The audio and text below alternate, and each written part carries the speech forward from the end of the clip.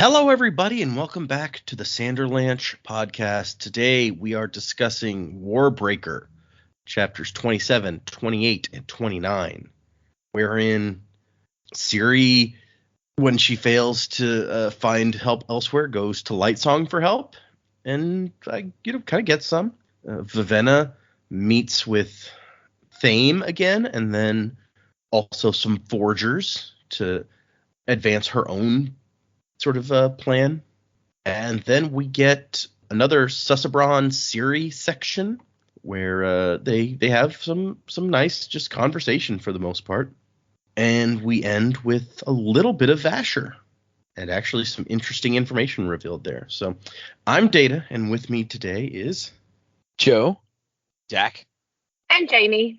So hang on to something, everybody. The Sanderlanche is about to begin.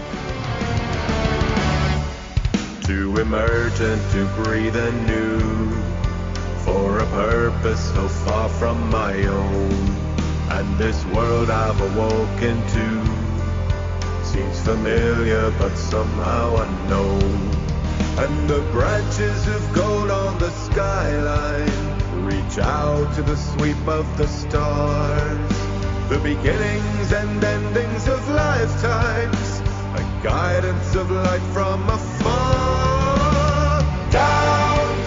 So yeah, still not maybe the action that some people were looking for, but I personally think these are some interesting chapters. What did you guys think of these 3 chapters this week?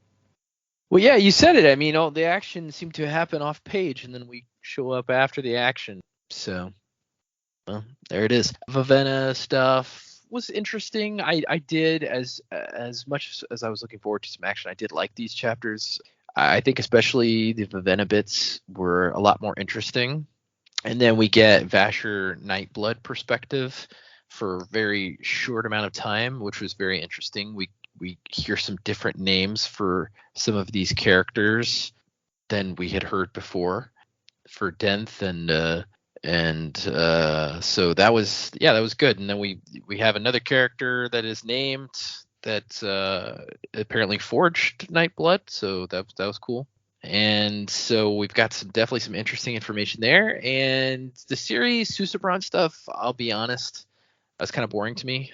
Siri Lightsong stuff was good, but I don't know, the kind of weird, like, gushy I like you, you like me thing, I think it plays kind of strange in this scenario because of the situation they've both thrust into. It's like he's a god, he believes he's a god because he's always been told he's a god, and they worship him as a god, and he's I don't know, it feels kind of weird and icky, but that's just my personal opinion. So I'm not super into that portion of it. But overall, I'd say these chapters were good, if for nothing else than just getting some good information. So, sure, yeah, I can see that perspective on Siri and Susabron. It's a weird relationship to be developing, considering everything that's happened so far. Like, not sure who you're rooting for.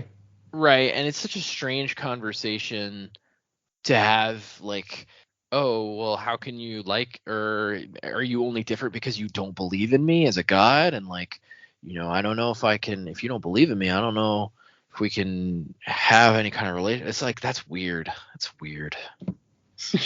Your significant other doesn't expect you to believe that they're a god? No, she's pretty down to earth, and so am I.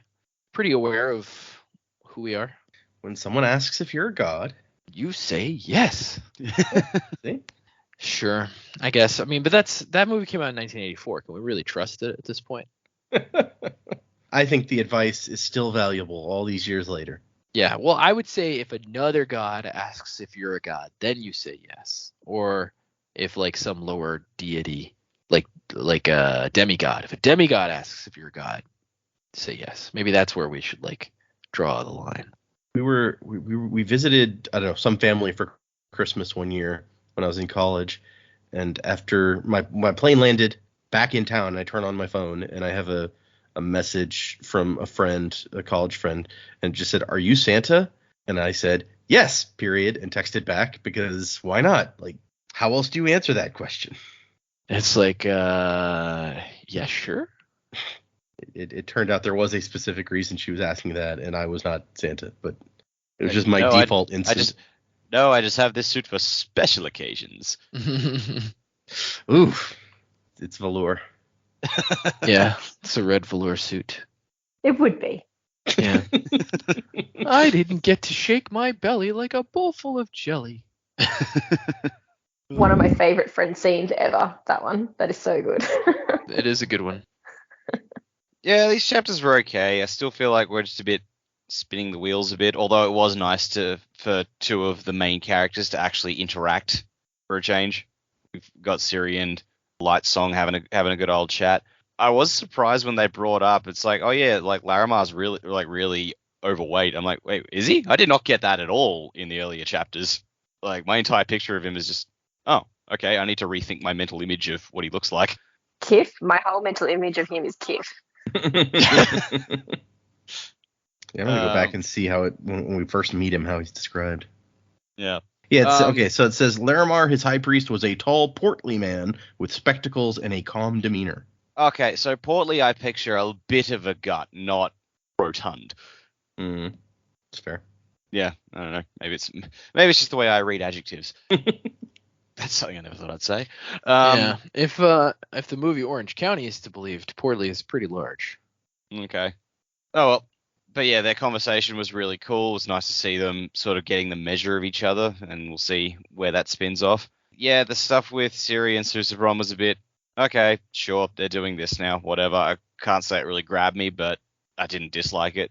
And then the stuff with Vivenna was kind of interesting. I'm just like, all right, we're seeing more of what they're doing, but then fucking out of the dark comes Vasher with his like page or so at the end there, and it's like, oh, okay, you just drop a pretty big bomb on us there, or at least I think it's a pretty big bomb regarding Denth. So that bit, that stole the show from all the rest of the parts of these chapters. When I got to that page, I'm like, oh fuck, okay.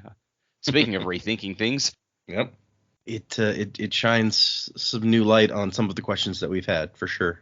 Yeah. In such a small little section. I guess we've been asking for ages. It's like, we want more Vasher, damn it. We need to know more Vasher stuff. And then he just swans in with like less than a page almost, and just goes, all right, here's your info to make you salivate. And I'm like, oh, fuck, yes, it does. And then he's gone again, I presume. No, from now on, all Vasher chapters all the time. I don't promise that. I wanted to, I should make that clear. Vasher's just going to turn up every once in a while and just do a mic drop and walk away. That's just, we're going to get to all these chapters of just like, okay, but Vasher, and then he'll go, oh, by the way, and then leave again. That's just how the rest of this book is going to go. That's my prediction. Just every few chapters. P.S. Vasher. It could work. Oh, add that to the sign off. Like, Colo, P.S. Vasher. I kind of like it. Yeah, I like these chapters. We were hoping for some action, and even though we didn't get that, I don't feel robbed of it. Loved that Siri and Lightsong actually had a proper conversation with each other, and obviously plans for them to kind of work together a little bit more, which definitely makes sense, in the court of the gods. So that's cool. Hopefully she's gonna have another avenue now for information that might actually help her. Vivenna and Vasher. Yeah, I think that was a very good place to end those chapters. Just that one page, there was so much in there. That was very cool. And yeah, Siri and Susabron, I actually quite liked that chapter. I thought it was nice for them to again have an actual conversation. And this conversation of, I'm a god, I don't believe you're a god, probably would have happened if they were dating before they got married. I like that it's still happened now. And I like that their relationship is actually developing. It's maybe there's something at stake here. If it's like, oh, well, the God King's going to have to die. We still don't know what the threat really is here. So Siri doesn't really know what she's looking out for, but, she now has feelings for this, for Susabron. So, and actually cares about him as a person.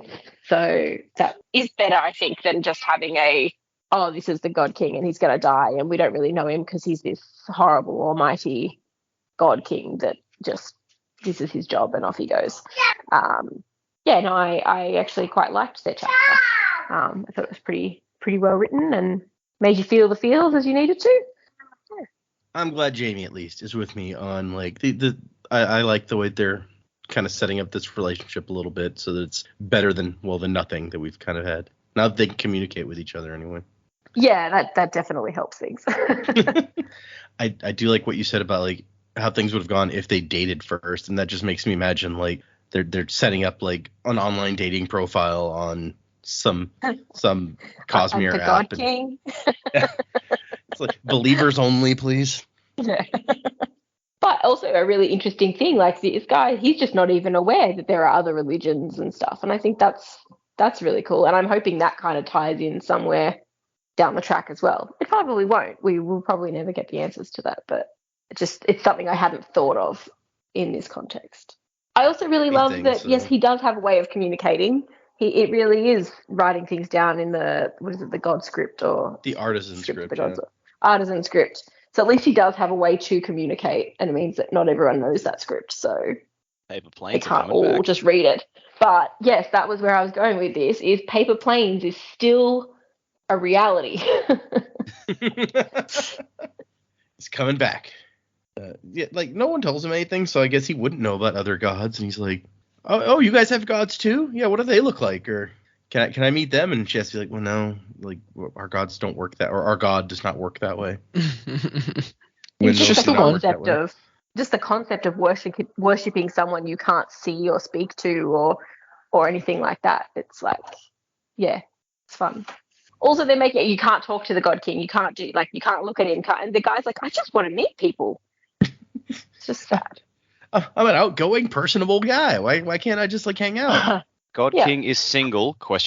And ready to mingle, ! I also really liked how they talked about how he.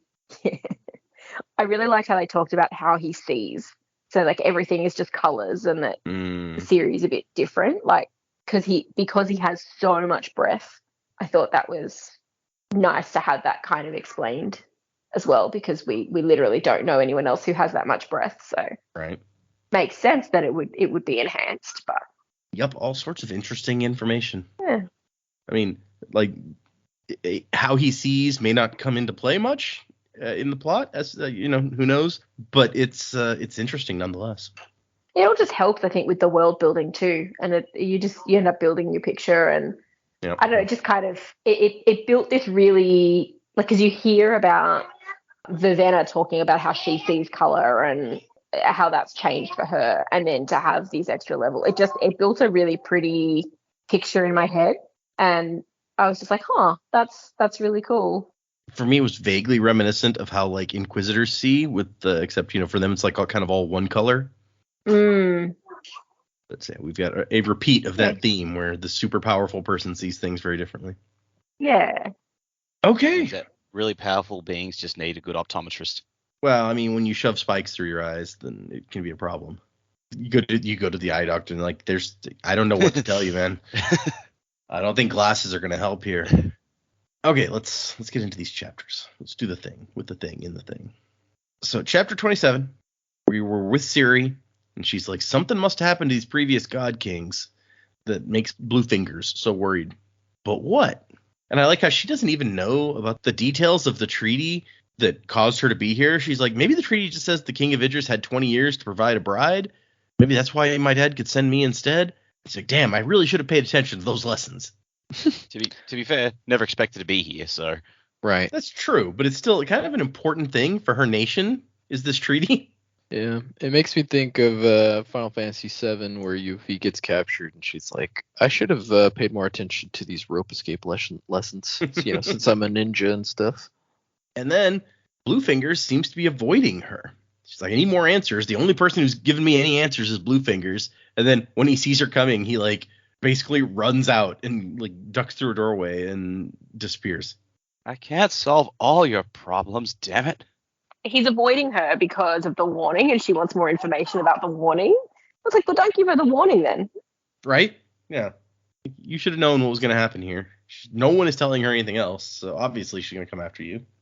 Colors, she swore. You still think he isn't avoiding me? And the servant's like, well, it wouldn't be proper for a servant of the palace to avoid the queen. He must just not have seen you. How convenient for him. And so he's avoiding her, and she's gone back to the palace library, and she seems to have actually like tried reading there. But it says the priests were disruptively distracting if she tried to read in the library itself. And if she requested books from the city, the priest insisted they be brought by a priest and then read to her so as not to strain her eyes. I'm imagining priests being distracting in a library. It makes me think of that ridiculous game show that was in a library where they had to do all these challenges but not laugh. Oh, yeah, I remember that one. It was pretty dumb. I gotta look up. I think it was called Silent Library, maybe? I searched for game show in a library, and the first one that came up was The Hustler, which did sort of take place in a library-type room in a mansion. But yeah, Silent Library was the name of the show. Modeled after Japanese game shows, so you know it's got to be good. This says. Sure. So yes, I wonder what they do. They're just like accidentally elbowing her in the head as they pass by. It's like, oh, I'm sorry. All these books, I couldn't see you. That one guy just chews really loudly. It's like, I'm going to practice my singing now. Or do you normally do that in the library? Yes, I do. And then Blushweaver's guy just started beating up everyone else. It was really annoying. So Siri's basically like, yeah, they're trying to stop me from learning whatever it is it would be in these books. But I can't get books. I can't go to the priests and the scribes. What else can I do? And then she's like, wait a second, there is another source of information. What activities are going on in the courtyard today?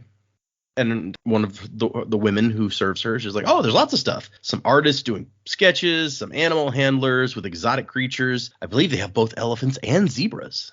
Dye merchants showing off new color combinations. And, of course, the minstrels. And in the arena, there will be games, contests of physical prowess. And she's like, okay, good. Prepare a box. I'm going to attend that. And we get another little brief bit of information about Idris, her homeland, where it's like, they don't do contests because, showing that you're better than other people, that's just putting yourself above other people. You're not supposed to do that. Oster gave all men talents. Flaunting them was seen as arrogance. But Halandrin takes a different approach, where she comes out and there's just a bunch of sporting events going on. Guys throwing rocks, guys running, javelins, shooting arrows, leaping contests. And she's like, oh, geez, all these men are really they're not wearing shirts. They've got basically just loincloths. This is different. Just as Zeus intended. Yeah. There's an annotation where Brandon was like, I considered making them all doing these in the nude just to like mess with Siri, but it seemed like unnecessary. Yeah, it does seem a little unnecessary, yeah. That would really have been as Zeus had intended. Yep, exactly. It's true. Only leaf crowns around their heads. And so she's here because she remembers that there was a god that talked to her. And more gods have talked to her since then, but just like, hi, how's it going, basically? Like, no one's actually had a conversation with her, apparently. And so she doesn't remember which one it was. She's like, hey, who's that god who came to talk to me before? It's like, oh, Lightsong the Bold, god of bravery. And so she finds him. Lightsong has apparently come to watch the contests also, so that's lucky he was here. I think I missed before that his colors are basically Gryffindor color, yeah. Gryffindor house. I don't remember if we knew that. We knew red. I don't remember if we knew red. Yeah, I think we do because they there's one scene where it talks about all the different tents that were erected for each god and and it says all their colors maybe, or maybe I'm making that up. I don't know. But yeah, very close to Gryffindor here. And so, yeah, she goes up to talk to Lightsong. And she's like, I trust your day has been pleasant. And he says, so far this day, I have discovered several disturbing and redefining elements of my soul, which are slowly restructuring the very nature of my existence. Other than that, it was uneventful. How about you? And then she's basically like, look, I still don't really know what's going on here. I was hoping you could answer some of my questions. And he's like, nope. And she's like, wait, what? What? I'm sorry. Did I say something wrong? And he's like, oh, no, I just can't help you because I'm useless. Haven't you heard? I haven't, I'm afraid. You should pay better attention. Shame on you, he said, smiling. Smilingly is an interesting choice of word. Right, yeah, I was just thinking that same thing. He said in a way that was smiley. Yeah, that's a... Yeah, old Smiley Lightsong. And so it's funny because in his perspectives, we've seen that he wants to help the queen, But when she comes to talk to him, he like is immediately just His putting normal her off. smart ass self. Yeah, exactly. And so she's just getting so irritated by his bullshit that she's like, you know what? I'm going to start being snarky also. It's like, I have heard your reputation. Word useless is not what I heard. Harmless, though I can see that's not true, for in speaking to you, my sense of reason has certainly been harmed. Not to mention my head, which is beginning to ache. And he's like, oh, yeah, both those common symptoms of dealing with me, I'm afraid. And she's like, well, I mean, you could just not talk to other people. I'm sure that people would love you then. And he laughs, and he's like, man, I knew I liked you. Come on, come sit up here. We'll have a talk. Talk to old Uncle Lightsong. I mean, he's like 5 years old, apparently, so that's probably not quite right. But not in reality. I mean, he had a life before. It's true, but I mean, if you don't remember any of it, is it relevant? I mean, he's still obviously older. Yeah, okay, fair point. I guess we don't know how old he was when he died, so he could be really old. Yeah, he could be. And he tells her to like come sit up here with him, and she's like, I don't know if that would be proper. And he's like, well, I'm a god. I define propriety. She's like, yeah, and even still. And so she's like, I was serious. I do need answers to my questions. And he's like, well, I was serious. I'm useless, mostly. But I'll try. I'll answer yours if you answer some of mine. If I don't know the answers to your questions, then make something up. I'll never know the difference. Unknowing ignorance is preferable to informed stupidity. I don't know that I agree. Yeah, that doesn't sound right. Of course, do you ever agree with most of the stuff Lightsong says? Maybe that's the real question. Yeah, I mean, I was really into Detective Lightsong, but now he's back to his old tricks. I'm just like, dude, your bit's tired. Come on. I feel like this is a scene. I guess it couldn't come before his investigations, but I feel like this is a scene that should have come before his investigations because I was starting to like him, and now I'm like, no, I don't care anymore. Yeah, he's way too waka waka. Yeah, it's just like he's like a character that's like he knows he's trying to be funny, you know, and it's like, yeah, that's not. He doesn't do it as well as Wayne did, like you know. But who can, honestly? Who can do it as well as Wayne? Brandon's gotten better at writing comedy, maybe, or worse. Like she's like, what? Okay, so what happened to the previous God Kings? And he's like, well, they died. Don't look so surprised. It does happen. If you haven't noticed, we make laughable immortals. We keep forgetting that live forever part. And then she's like, okay, but how did they die? And he's like, I mean, gave away their breaths. Isn't that right, Scoot? And Lightsong's high priest is like, it is your grace.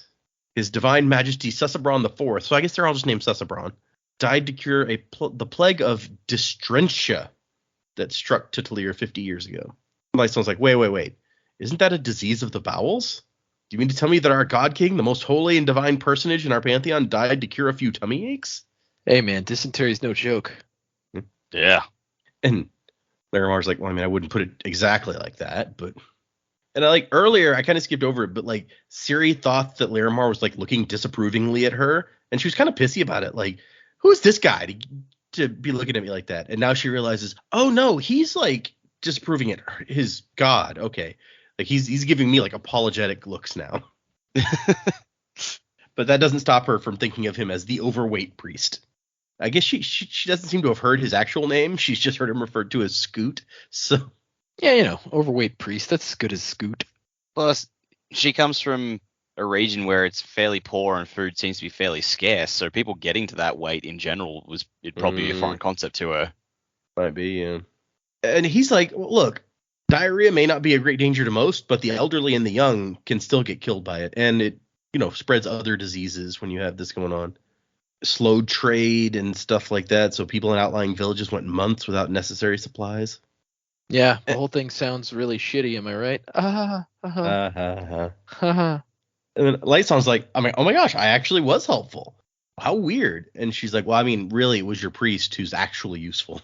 And I love, he's like, yeah, I've tried to corrupt him for years. Never seems to work. I can't even get him to acknowledge the theological paradox it causes when I try to tempt him to do evil. Which, oh yeah, that's an interesting. I hadn't thought of it from that perspective before. But yeah, it's like your God trying to get you to do evil.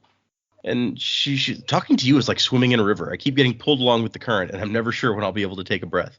And I like that Laramar gets in on the little like the metaphor here. He's like, watch out for the rocks. They look rather insignificant, but are sharp edges on the surface. He gets in some jabs. And then Lightsong's just going with it. He's like, nah, it's the crocodiles you have to really watch out for.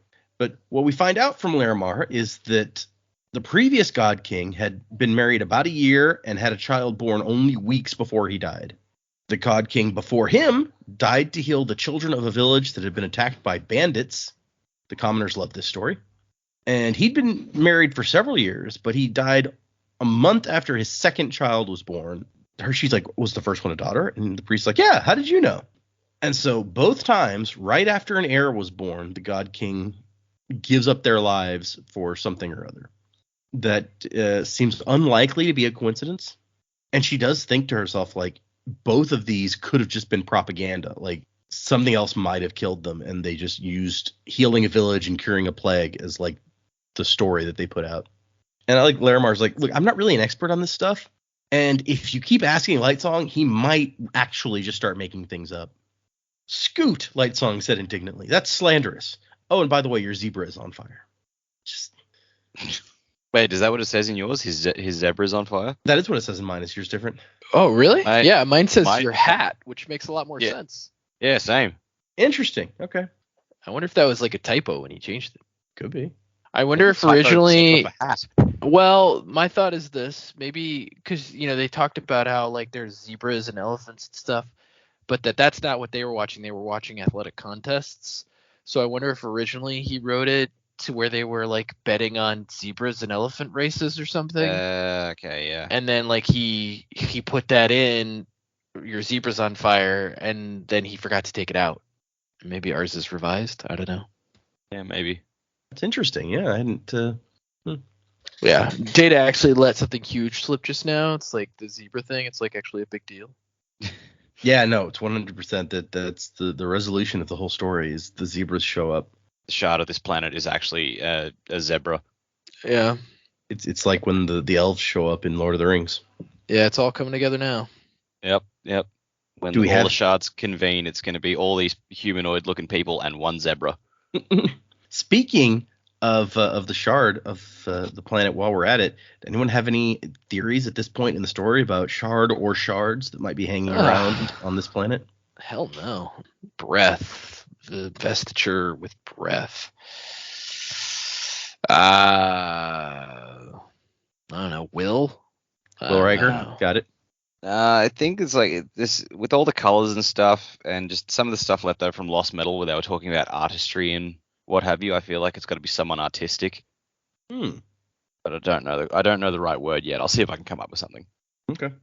Yeah, I don't know. Creation or something. I don't know. Creativity. That's not a bad idea. We don't need to get into hints. It's fine. Just dangle that carrot. Well, I was about to say something that might have been a little hint. I'm like, there's no reason to do that. We'll just keep going. We get there. We'll get there when we get there. Let's see. I could help them. Nah, I'm not going to help them. But Larimar's suggestion is that she should try a professional storyteller.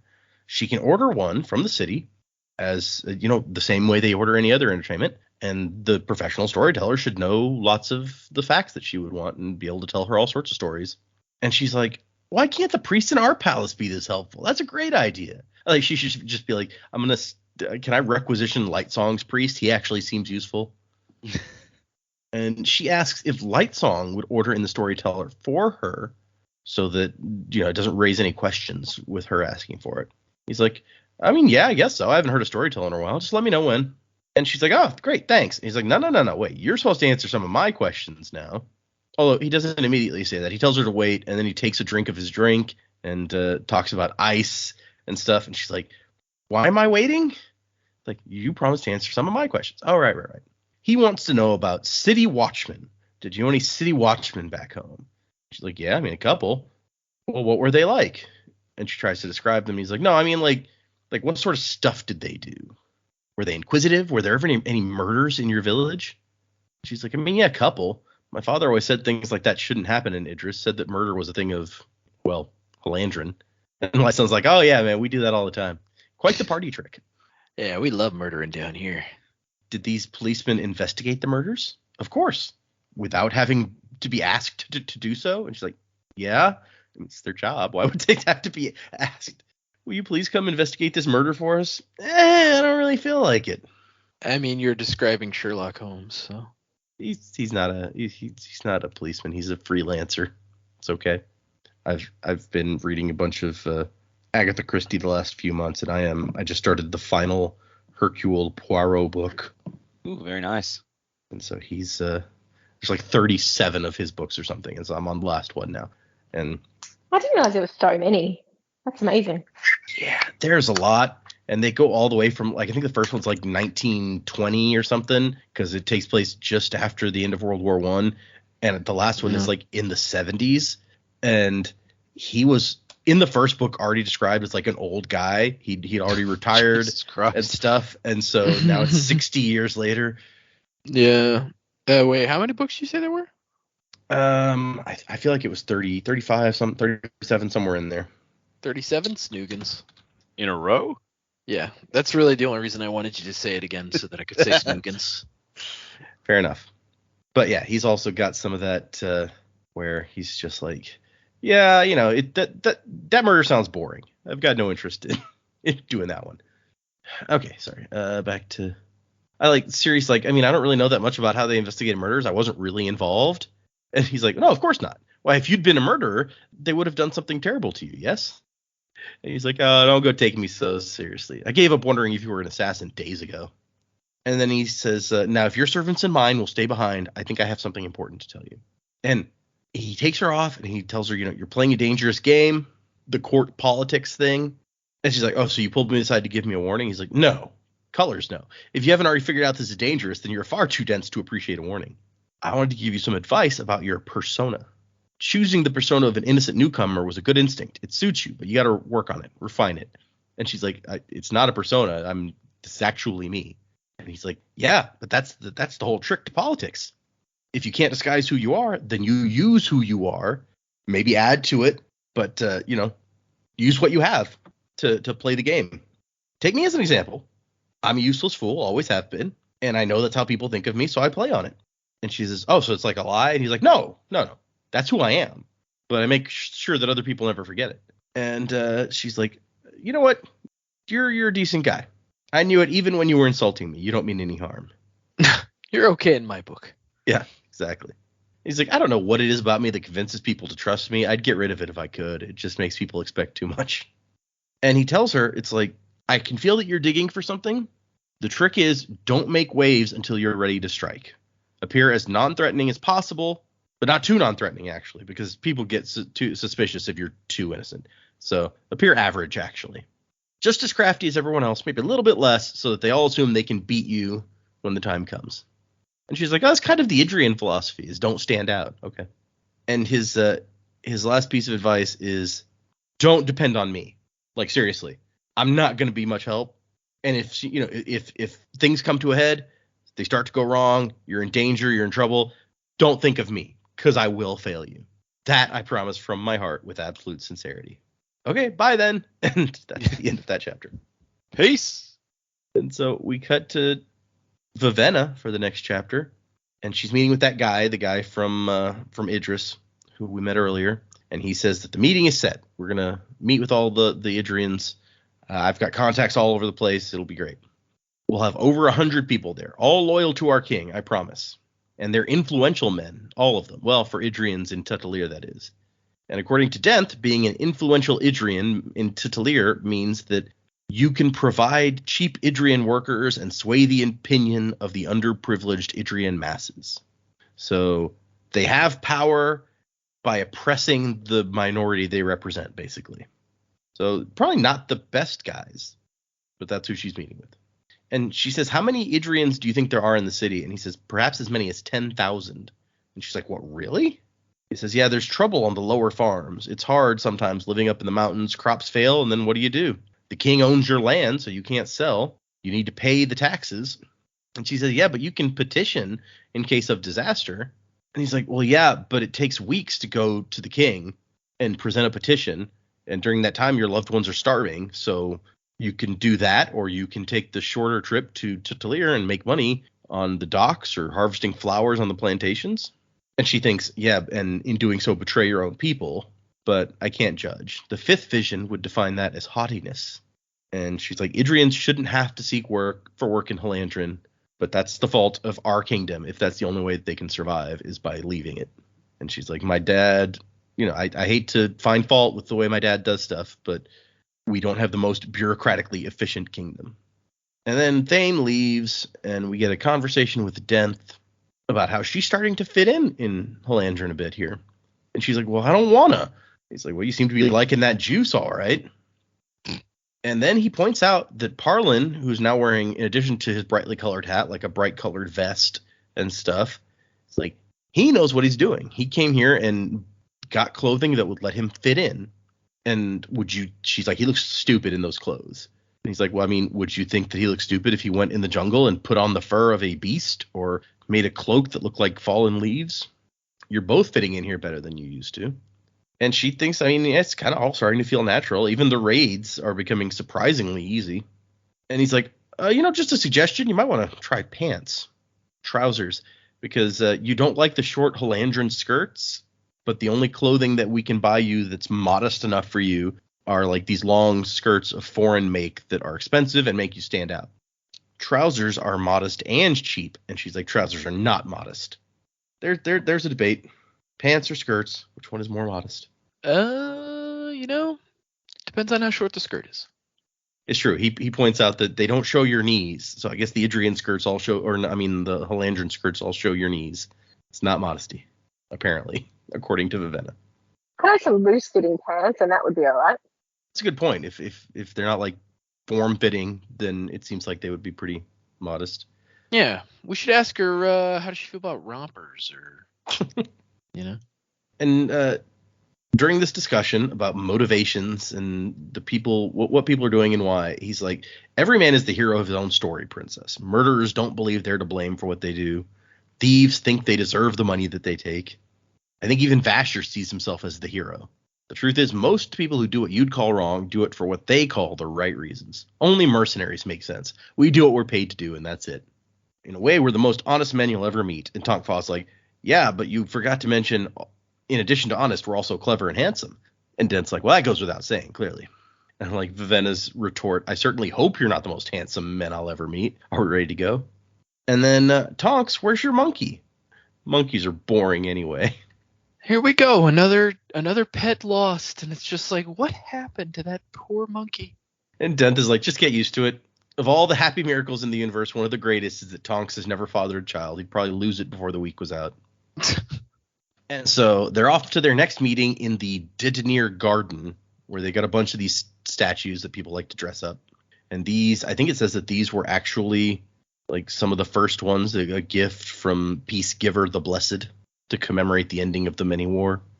And this one was actually Vivenna's idea, to get forgers to forge letters from some powerful pro-war priests to her father, basically like saying, you have to give us what we want or we'll go to war with you. So it looks like instead of patriotic reasons, they're just trying to make themselves some money, which is not a terrible idea. These forgers are really careful, where they kind of sit near them in the garden and then kind of have a discussion across this aisle. And they're like, you're the princess that everyone's talking about? And she says yes. And he's like, good. Royalty always seems to know how to handle itself. And she even has some examples of the king's handwriting to help them write a convincing forgery, and also is going to provide like some stuff to help them forge the seal, which that seems to me like probably a bad idea to teach some forgers in Halandrin how to forge documents from the King of Idris, but maybe that's just me. You're thinking into it too much. Means to an end. Lesser of two evils, perhaps. That's true, yeah. Just get the king to change his seal afterwards. Oh, that's true. She could do that. And there's we see Parlin and Jules kind of chatting again. They were doing that earlier in the chapter, and Vivenna's a little bit jealous or something here. And she's like, really, I should just send Parlin back. Denth, on the other hand, is like, I mean, he's good to keep around. It's nice to have he's someone who's trustworthy and quick at adapting to situations. He's useful for that alone. And then Denth, she says he's a fool. He has trouble understanding half of what's going on. And Denth is like, we can't all be geniuses like you. What does that mean? It means you should learn to not let your hair change colors in public. She's like, crap. I used to be so good at controlling that. And he's like, don't worry, Jules has no interest in your friend, which we know may be true. since her interests lie elsewhere. Still just uncomfortable. Yep. Yeah. I wonder how we would have read this differently if we didn't know. That's true. Maybe I shouldn't have told you guys about that. This would have been. No, I think it's fine. Like, I don't think it took away from anything. I think if anything, it gave you a bit more understanding. But I wonder where our thought process would have been. Like, is she into Tongfa or like what? Yeah, he Maybe just says. Vasher. He says she has other ties, so stop worrying. So yeah, you would have been like, oh, who's her other ties? Is she in love with Lightsong? We never would have picked the zombie. Probably not, right? After that, she's kind of looking at the statues again. She's finding some beauty in the statues. They're not like other kinds of art that are all flashy and bright. And she's even thinking about like this breath that she has. And it's like, I mean, it is kind of cool. The way that it lets me see these colors and sense life and hear changes in sound. It's evil, but it's also kind of wonderful. And so she even thinks for a moment about like the awakening thing. She's like, no, that would be too far. No awakening for me. And if I'm tempted too much further, then I'll just give it all away and become a drab. And that's 28. Go to 29, where we cut to Siri and Susebron. And he's like, tell me about mountains. Because he's never been anywhere else. And so she's like, how do I describe mountains? Jeez, okay. He's like, she says, I think that you'd probably find Idris boring. I mean, I liked it, but. And he's more boring than sitting in the same palace every day, not allowed to leave or speak, being dressed and pampered. And she's like, okay, fine, you win. And I like the thing where she's like, my tutors would laugh themselves silly if they knew how much I'd come to regret ignoring them. But she tries to describe the mountains and how beautiful they are. And they let you see the surface of the land as it extends upwards towards Oster's domain. And he's like, wait, who's Oster? She's like, oh, I probably shouldn't talk about other gods, in front of you. He's like, other gods, like the ones in the court? And she says, no, Oster is like the Idrian god. Like, oh, I get it. Okay, is he handsome? She's like, no, you don't. No, he's not returned. Have your priest really never told you about other religions? He's full of just goes like, should we have this guy over? Like, what does he like to eat? I'll get the cooks to do something. He probably thinks it's more like that. That guy's probably trapped in a palace somewhere else and not allowed to leave. Probably. And he's like, wait, there's other religions? It's like, sure. I mean, not everyone worships the returned. Idrians like me worship Oster. The Pancall, like Bluefingers, I don't know what they worship, but it's not you. And there's a note on this in the annotations where it's like, if you're curious, it doesn't really come up in the book, but the Pancall are nature worshippers who focus on the storms of the inner sea as a manifestation of their unity of five gods. They believe all returned are men who deny the power of the gods and are forbidden entrance into heaven, yet are otherwise just men and not sinners worthy of hell, so they're given a chance to come back to have another try at life to find belief this time around. So, random bit of trivia about this other religion. And so Susebron's like, this is all weird. Like, if your gods aren't returned, then what are they? And she's like, no, not they, just one. You guys used to worship him here, too. Before Peacegiver arrived, and they decided to worship the returned instead. And he's like, well, have you met this Oster? And she's like, no, you can't see Oster. I know that must seem silly to you, but like that's how we do stuff. Plus, we've got the returned, including the first returned, Vo. He had 5 visions before he died, and they must have come from somewhere. So we've heard them talk about the 5 visions before. In fact, Vivenna just recently was like, the 5th vision would have said that this was haughtiness or whatever. And so we find out this is the 5 visions that that kind of dictate how they act in that religion come from the first returned. So the first returned is okay, but other returned are like abominations? No, I don't think that they consider the return. They talked about it before where she's like, yeah, some people have returned even in Idris, and it's like they didn't consider them abominations. They consider like giving them extra breath to keep them alive longer messed up. But it's like the awakening stuff with breath and also lifeless. Simply returning is fine. You can return, you're just not a god. Yeah. Okay. That makes sense, I guess, because it's like if you return, it's not like you took somebody's breath to return. Right. It's not like you made a choice, as far as anyone knows. I mean, according to the Halandran religion, you did actually make a choice to come back, but they don't believe that. So in Idris. Yeah, but then like the Halandran stuff seems to revolve a lot around choice anyway, like people choosing to give their breath to the returned. So makes sense. They try and spin that into it, whereas Ostracism is just like, man, Ricky just fucking got up and came back again for like a week, and then he died again. And so Sobron's like, but you don't believe in worshiping the returned? And she's like, I haven't really decided yet. I mean, like, people teach really strongly against it, but they just don't like Halandrin and stuff in general. And he's like, what, you don't like me? And she's like, no, I like you. You're sweet.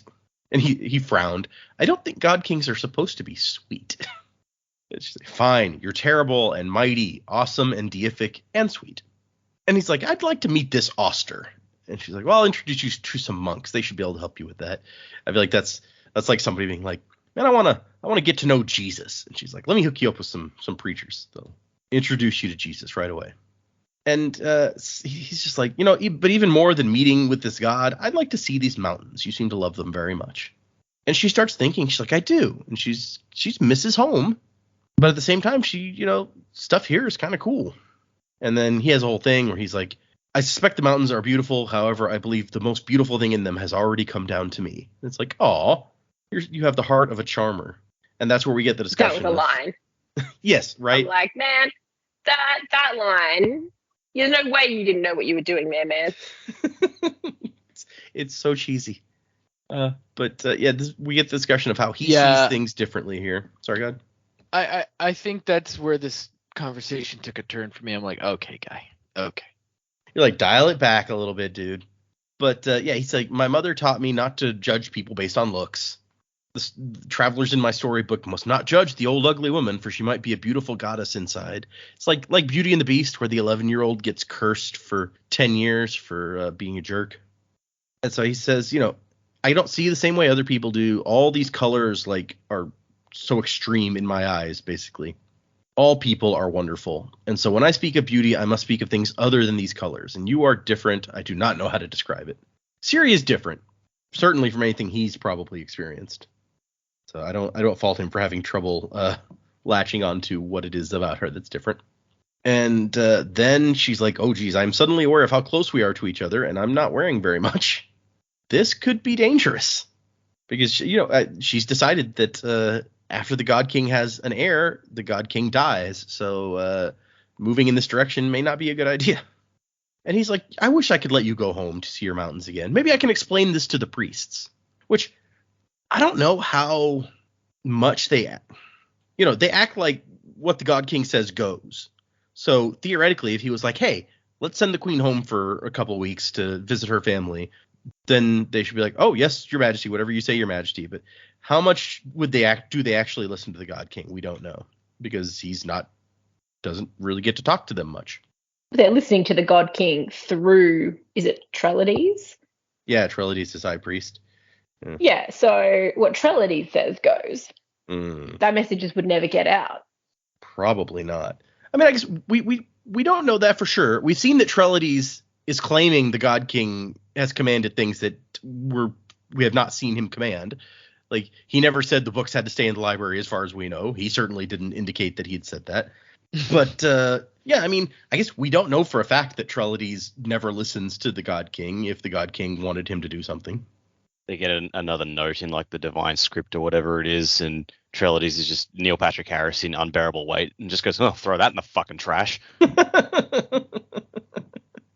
Oh man, I was watching that the other day. Got it on DVD. Great movie. Yeah, it is. But why'd you buy it on physical media? I like to have things on physical media. They can't take that away. It's true. Yep. They also can't edit it. Right?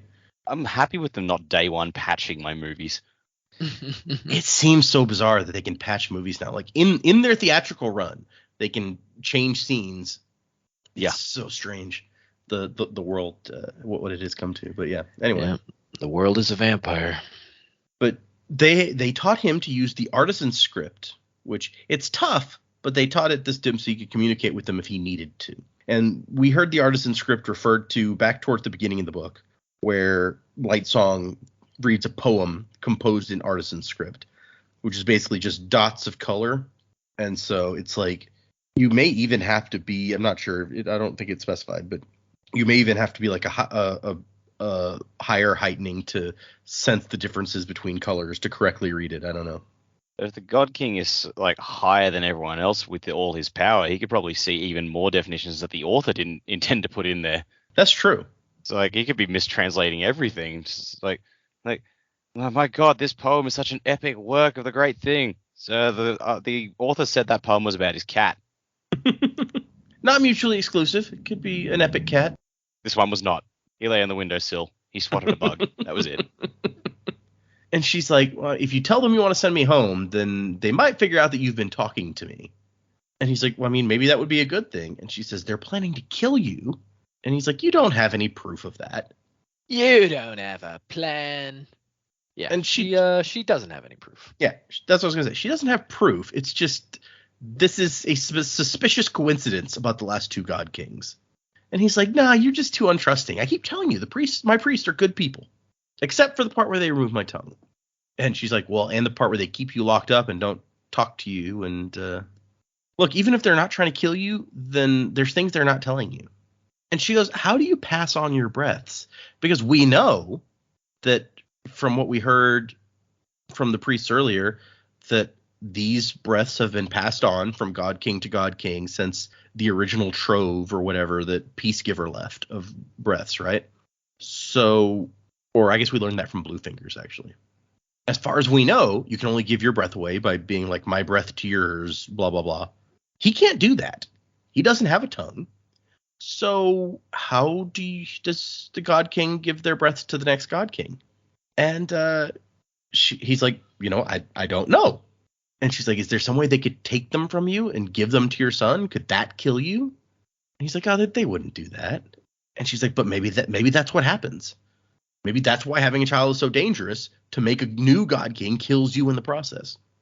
And he says, I am a god. I'm not given breaths. I'm born with them. And she's like, no, Bluefingers told me.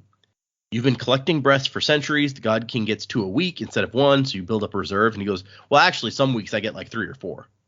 And she says, but you only need 1 to survive. He's like, yeah. So they can't let all of those breaths just die with you. They have to give them to the next God King. And he said, but the return can't use their breaths for awakening. So however many breaths I have, it's useless. And she goes, does that mean just the breath that you're born with? Or does that include the extra breaths that you get on top of that? Which is a discussion that we've had where when we were told that the return can't awaken, it's like, if they get extra breaths, can they awaken things? And the God King apparently has a lot of extra breaths. So this is a valid question. And he doesn't know the answer to her question. And she's like, that's why they removed your tongue, so that you can't access all of these thousands of extra breaths you have. Pretty awful. It is, right? I mean, assuming she's right, yeah, that's messed up. It's like, instead of teaching him to use the power responsibly and be good with it, they're just like, nah, it's too dangerous. Cut out his tongue. Don't let him use it. Then we don't have to worry about it. And also, like, I guess my question is, what are they building up to, right? So it's like, if they're stacking all these extra breaths, and they could be used for some awakening power, like, what is the purpose behind it? What do they want? What's the goal? Yeah, if they're not going to let him use it, then why collect all these extra ones?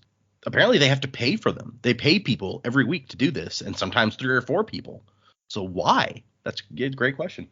Maybe if he gets killed physically, then all the power just bursts out of him like a bomb. Maybe that's what they're going to do to Idris. They're just going to like get it, like have him in a plane and just throw him out on top of the Capitol, and then when he hits the ground, he just.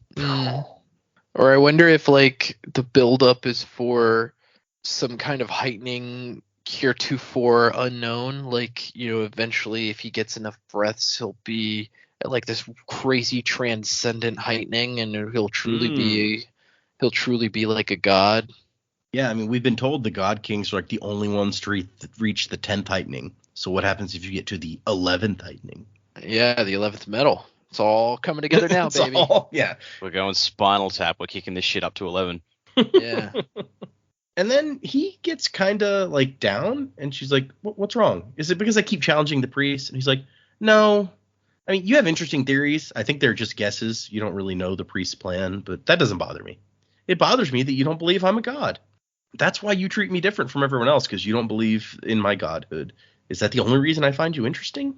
Yeah, I mean, literally maybe the first person he's ever communicated with in any way that doesn't believe that he's a god. So Also, like, whoa, buddy, you need to figure that out for yourself. Like, if you only find me interesting because I don't believe in you, I mean, come on. Right? And it's like, and if you don't believe, it makes me sad because a god is who I am and what I am. So if you don't believe, then that makes me think you don't understand me. And he's like, yeah, I sound petulant. I'm sorry. He is intelligent and actually not pretty well spoken, considering that this is the first time he gets to communicate with anyone in this language. Buddy, your job is not your personality. Shouldn't be, anyway. And she's like, I don't have to believe in you to understand you. Really, I'd say the people who worship you are the ones who don't understand you. They don't get to know who the real you. And she says, I'm not the only one. Like, I'm not different just because of that. There's other people in the palace, like Bluefingers and the servant girls, the ones who wear brown. They don't believe in you. Not that way. And she's like, also, I've just never been good at listening. I didn't listen to my father or the monks back home. Maybe that's what you need. Someone willing to look beyond your godhood and get to know you. That is comforting, he wrote, though it's very strange to be a god whose wife does not believe in him. She's like, oh, right, yeah, I'm your wife. That's hard to remember sometimes. I should think it would do every man good to have a wife who isn't in awe of him and everyone as in awe of him as everyone else is. Somebody has to keep And everybody applauds. Yeah. It's like all the women clap. Somebody has to keep you humble. And he's like, I think humility is somewhat opposed to the opposite of godhood, like sweetness. That's when we cut out there. Yeah. Hey, you're doing it wrong. Vin was a humble god for like a minute. Vin was a vengeful god. Yeah. Yeah, she really was. Nobody's really worshiping her, though. They worship Kelsier later on, and I'm not sure he's the best god. Sazed is a humble god. Yeah, it doesn't stop him from, like, manipulating wax pretty horrifically, because it was what needed to be done. True.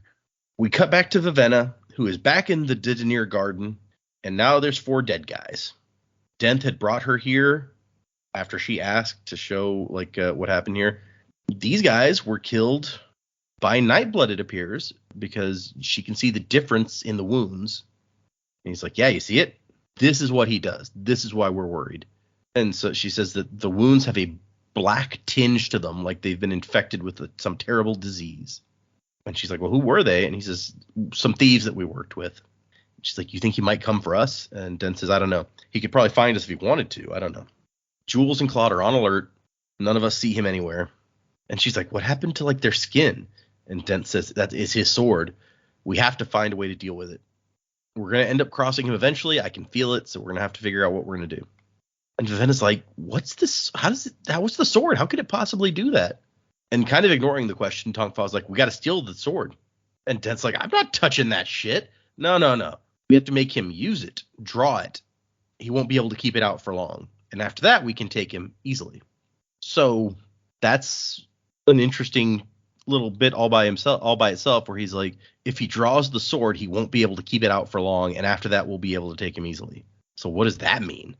That's what happened to the dude in the palace, wasn't it? He drew the sword part way, and then he went down like a ton of bricks, and his hand was decolored. Yeah, so like it sucks maybe breaths out of you as you use it. So it's like, if you don't want to lose all your breaths, you gotta like not use it, or at least it sucks the color out of you. Yeah, definitely discolored his hand. I don't think it was the sword that brought him down. He started to unsheath the sword, and Vasher like punched him.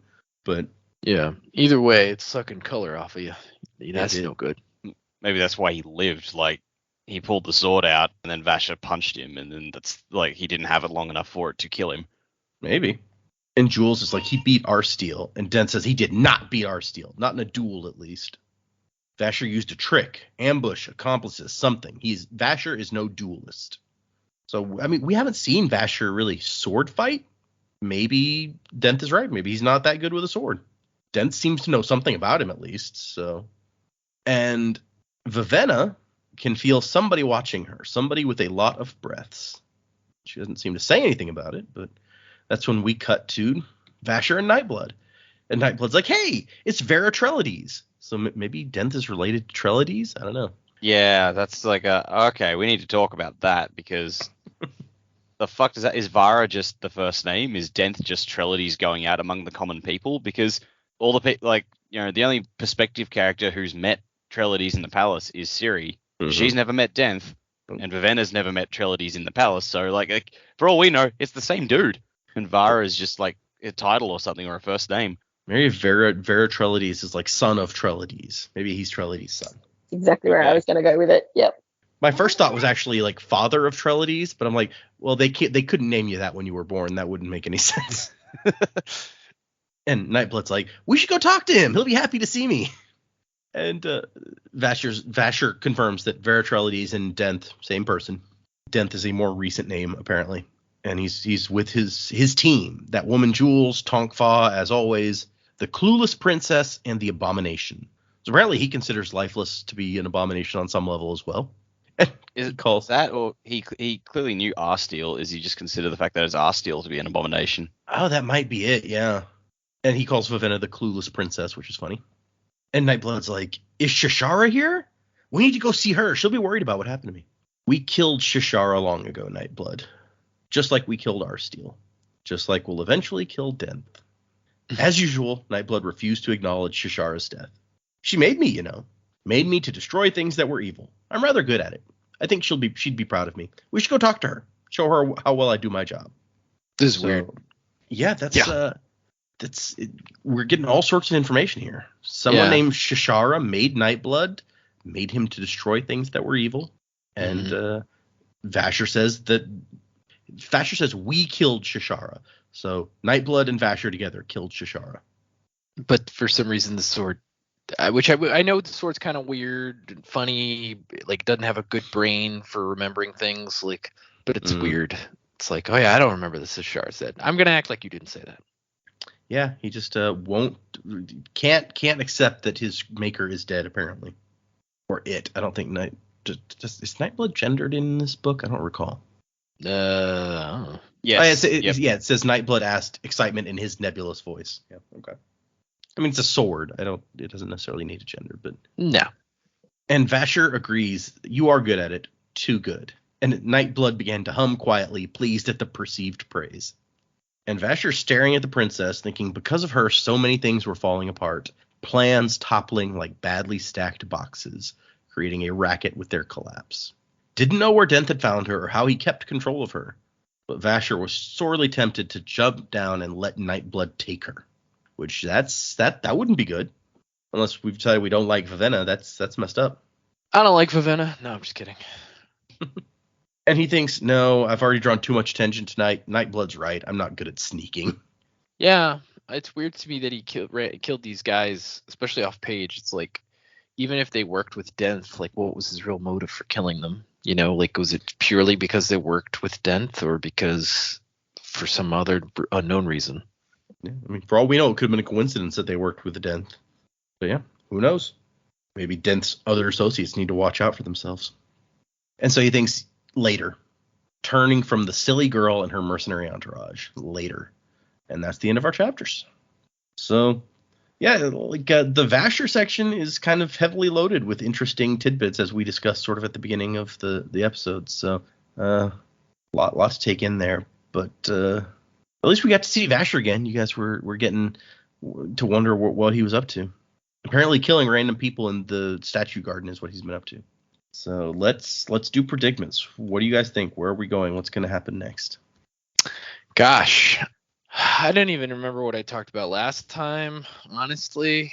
So I'm just going to say that Vasher, I think, will eventually come face to face with Denth, and there'll be some kind of fight. I can't pin down what Vasher's motive is. It's like he doesn't want Vivenna to screw up the war. Why does he want the war? Does he want the war? What is she screwing up that he doesn't like? And then we've got this new information about Denth, but what does it really mean? Does it matter? Vera Trellides, is he related to the High Priest? Is he not? I'm going to go ahead and say that Trellides is maybe it's a common name, or maybe it's not even his name. Maybe it's his title. Like every other person is called Trellides. We just don't know it yet. Right. Either that, or like Trellides is a title, and he just has the title because that one guy's name is Bluefingers. That's obviously not his name. No. So maybe Trellides is a title. Maybe Denth was a priest at one time. I don't think they're the same person. it doesn't seem like somebody in the priest Trellidy station would be able to go back and forth through the city like that without people noticing, because obviously he has lots of things he has to do. And so I don't think that it's the same guy, but maybe it was his title at one point. This person that made Nightblood, I don't know how they did it, but the way that Nightblood said like he was created for a singular purpose to destroy evil, it makes me think maybe he's an awakened blade, and somehow the awakened blade is so awakened that it's like now has a personality of some sort, and like the command was to destroy evil, but much like Robot Santa in Futurama, it has trouble actually differentiating between evil and good because it's not like a real person. So maybe that's, everybody's evil in his eyes, in his sword eyes. Everybody's equally punishable. So that's kind of where I'm feeling on Nightblood with that. What else do I have? I don't know. I wish there was more Vasher. He seems like the most interesting person in the book. So maybe that's because he's so mysterious. He's a sexy drifter, much like Hoyd. So I gotta know more about him. I don't know. He seems to be a very scruffy drifter, to be fair. Yeah, but that doesn't mean he's not sexy.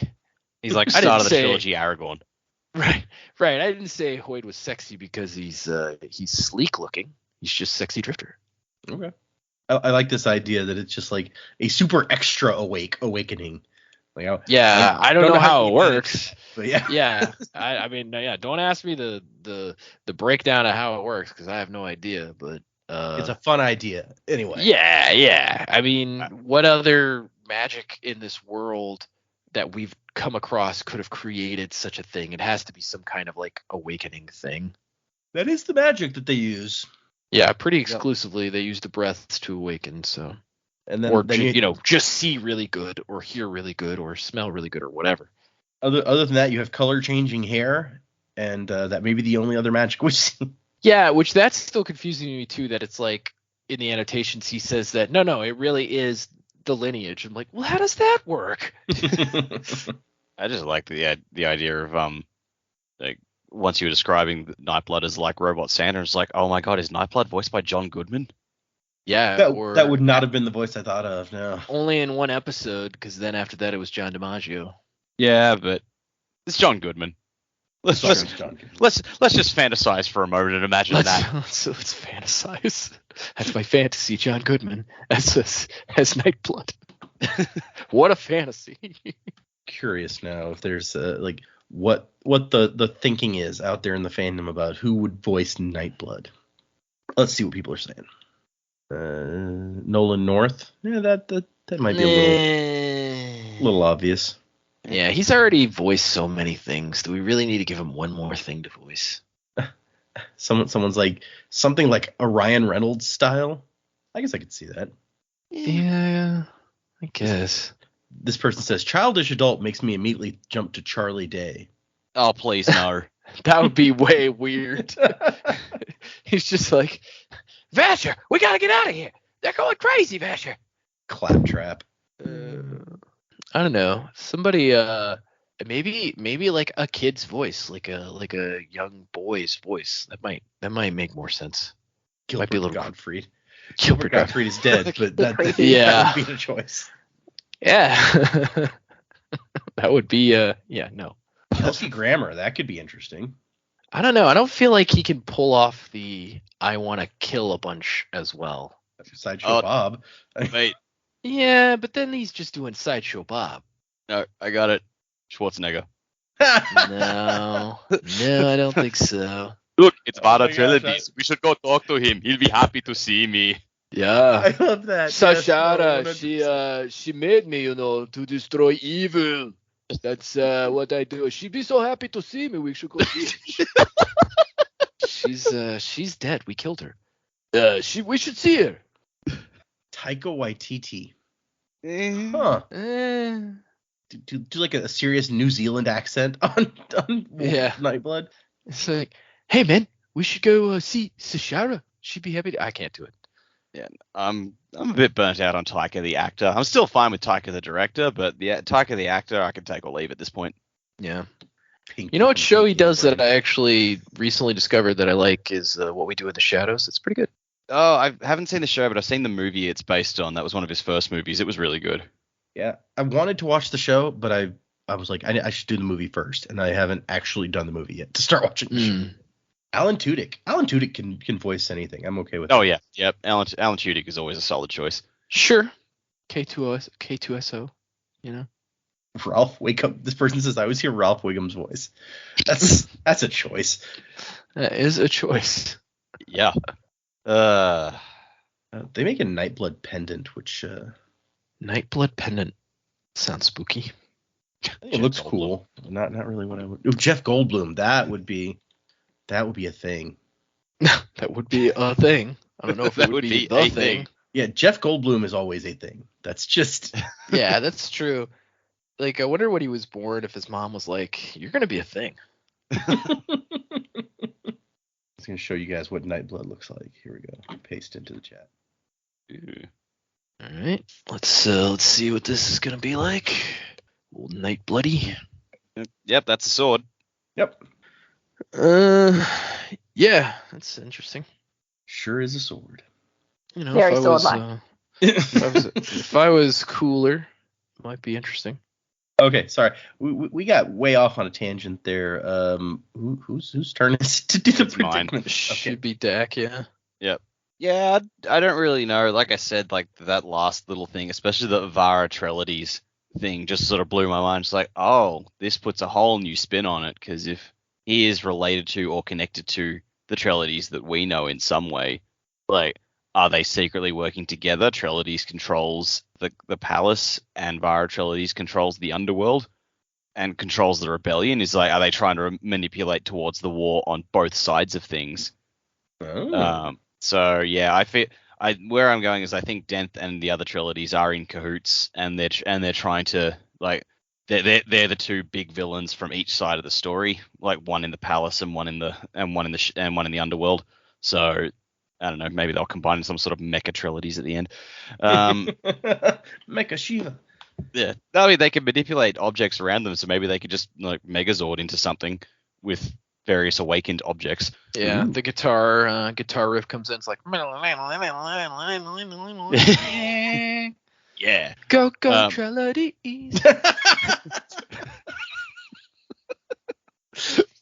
Yes, let's make that happen. But yeah, so I got really stuck on that, and it's like, okay, so these guys have got to be teamed up, and they're trying to make the war happen, and it'll finally come down when they're cornered together. I like that. It's begging for some sort of explanation of Yep. like, these names are too similar to be a coincidence. That fucking carrot got dangled. Yep. They're secretly brothers or cousins or Yeah, unless like Joe said, Trelides is the title, and Vara could mean Grand Trelides. We assume that Vasher is impossibly old. Maybe Denth is as well, and so he's the Uber priest, the Vara Trelides. Ah. So he's been around. He's been around for ages and ages as well. So he's like the priest of priests. Yeah, it could be.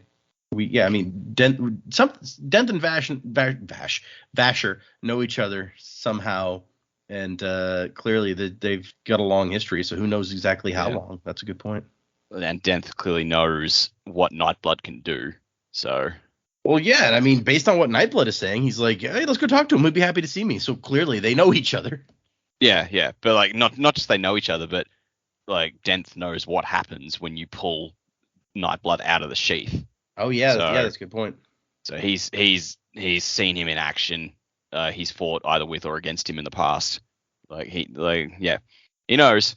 Maybe Trelides is the last name, and the two of them are married. Yeah, why not? I was going to go with that they're brothers. They're twins. Long lost twins or something. Ooh. They've been separated to, I don't know, wreak havoc everywhere. Spread it all out. That was just off the cuff. So I think, I don't see what the purpose of having the same name in there twice is for them to not be linked. So there's some kind of linkage there. We know, going back onto kind of Siri's thoughts about, they cut your tongue out so you can't awaken anything. You can't do anything. If you can't speak or give the command, you can't give your breath away. What if Nightblood is the tool that they use to take all the breath off the gods when they die? And so if Trelides and Vara Trelides have got some kind of linkage there, perhaps this is how they know what Nightblood does firsthand, because then that's a way for you to take the breath away forcibly. Everyone else has to give the command, but you wouldn't want that out. And if it's leaching the color, leaching the breath, like Vivenna says that, like, the blood's been drained away, it's literally the color's being drained away. So yeah, just by touching Nightblood, it's kind of like this black hole of breath collection. Maybe it's got more breath than anyone else, even the gods, or God. The Return don't really have a lot, but yeah, it could be onto something. Maybe the priests and stuff aren't the ones that are trying to take it away. Maybe I mean, Vasher's got Nightblood at this time, but maybe it hasn't always been Vasher. But maybe Nightblood does somehow get to the palace, and the thought of, well, if anyone figured out that Nightblood had already been in the court of the gods, that would be pretty terrifying. Getting closer and closer. That's an interesting point. Yeah, I mean, if they know about Nightblood, then that would be scary to find out if it was hanging around. If it's that serious, keep the god locked away, or keep God locked away. He can't give away the command, but he also can't. He's not allowed out. He's not allowed to do anything. You minimize your interaction with the public. Yeah. Very, very difficult for anyone to get Nightblood into you. Can't stab what you can't see. Exactly. That's it. Yeah, and I think there was an earlier theory that it was like Nightblood could kill the God King or something like that, and maybe Vasher's shown up every once in a while to do this. You're right that we don't know how long Vasher has had it or who had it before. We know that apparently Shashara created Nightblood, and Vasher says that they killed Shashara long ago, however long ago is. But yeah, we don't know more specifics than that, so who knows? Maybe Shashara is, I don't know how it would work for the previous God King. Maybe Shashara is the daughter, the one that got overlooked. And then the second born is the male, so becomes the God King. Maybe Shashara is the firstborn. That's an interesting point too, because yeah, I mean, we learned that there was a daughter that I guess doesn't get to inherit because she wasn't magical or whatever. So even if it wasn't that one, if that happens whenever a daughter is born first, then that 50% chance that happens every time. Yep. I like this. These have all got some potential. You guys had some interesting stuff this time. Okay. Let me see. So for next time, we are reading 3 more chapters, 30, 31, and 32. I was going to say we're pretty consistent, except we're not, because after that it'll be 4, and then it'll be 6, and then it'll be, so yeah, we're no consistency. I won't say that. Sanderlanche, eh? I mean, yeah, hold on. Let's take a look here. After next week, he goes 4, and then 6, and then 5, and then 4, and then 4, and then the last one is 3 chapters and an epilogue. So actually, towards the end, it gets kind of a little bit consistent again. How far are we here? We are 44%. So we're almost halfway. Wait, is that right? I thought we already hit halfway at some point. Yeah, you said last week we hadn't hit halfway, and I was surprised. But then looking at the book this morning, I was like, no, I'm pretty sure we're past halfway. Yeah, I think so. See, I don't know if my edition has a bunch more stuff at the end, but since I'm on the Kindle app, it says we're only 40-something%. Last week we were 30-something%. We were more than 50% of the way through, like, chapter-wise, or are we? Hold on. No, there's if you count the epilogue as a chapter, and the prologue, if you count them both as a chapter, there's 60 chapters. So we are almost halfway through chapter-wise. And text-wise, yeah, I guess we're not quite halfway through. Wow, really? Huh. Just in pure text, we're about halfway. There must be some extra stuff at the end of the Kindle edition that's throwing my count off slightly. But yeah, we're just about halfway through text-wise. So got some extra zebras in the back there. Yeah, exactly. That's That's where they throw them all. It's just zebra at the end. But yes, so we have passed now officially the halfway point chapter wise, because this is going to be episode 8 of 15 for this book. So smooth sailing from here, I'm sure. We do not have any new emails this week. We still have one email in the box that's like, read this at the end of Warbreaker. So that'll be a little while still before we get to that. We do not have any new patrons. We do not have any new reviews. So, all right, simple, easy. Music by Miracle of Sound. If you'd like to email us, the address is thesanderlanche@gmail.com. Find us on Instagram and Twitter and Facebook and Patreon, where as of recording this, I am... How many episodes have been posted? We're up to the the 5th episode of Yumi and the Nightmare Painter has gone up. And that's the 5th out of how many will there be? 42 divided by 3 is...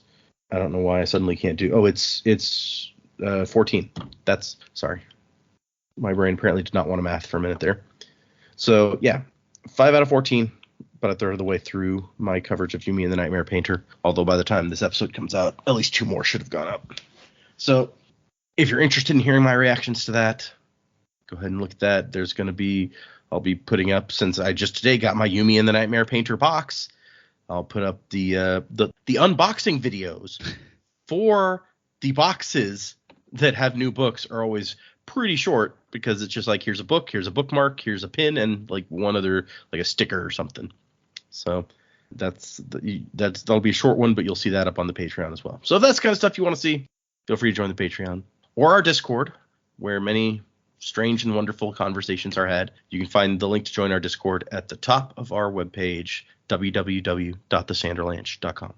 So remember, 3 chapters for next time, 30, 31, and 32. And wasing to the time of next. Colo? P.S. Vasher. Hey!